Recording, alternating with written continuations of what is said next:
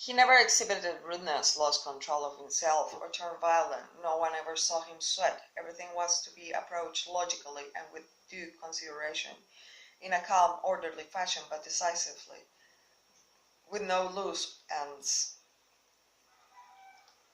You could have said of him, as they say of Socrates, that he knew how to enjoy and abstain from things that most people find it hard to abstain from, and all too easy to enjoy. The strength, perseverance, self-control in both areas, the mark of a soul in readiness, indomitable. Maximus in illness, that was his illness.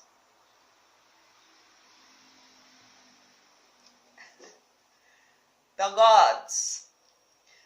That I had a good grandparents, a good mother and a father, a good sister, good teachers, good servants, relative friends, almost without exception, and that I never lost control of myself with any of them, although I had it in me to do that, and I might have easily, but thanks to the gods, I was never put in that position, and so escaped the test.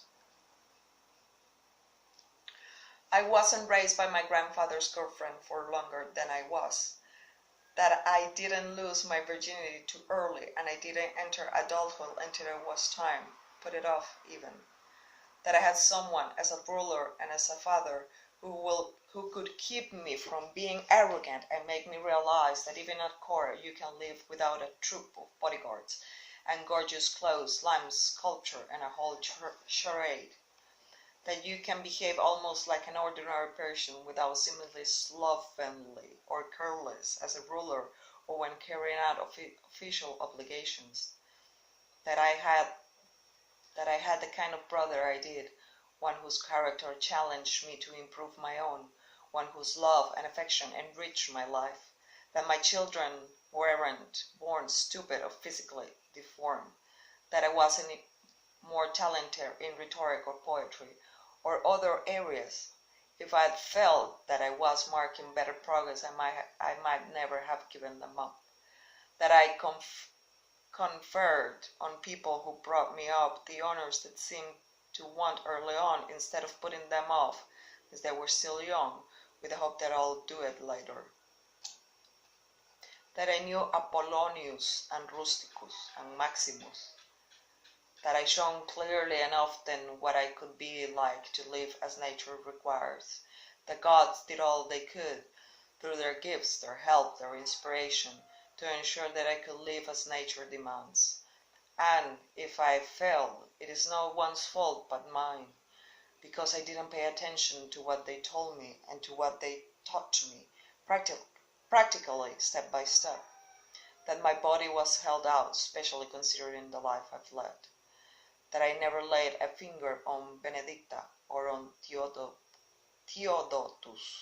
and that even later, when I was overcome by passion, I recovered from it.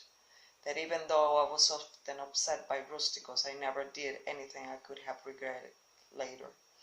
That even though she died young, at least my mother spent her last years with me.